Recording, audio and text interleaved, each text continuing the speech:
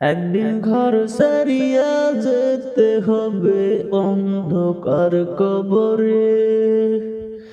একদিন ঘর সারিয়া যেতে হবে অন্ধকার কবরে।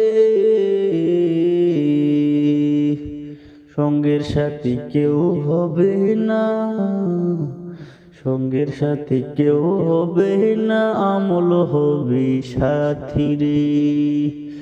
সঙ্গের সাথী কেউ হবে না, আমল সাথী হবে।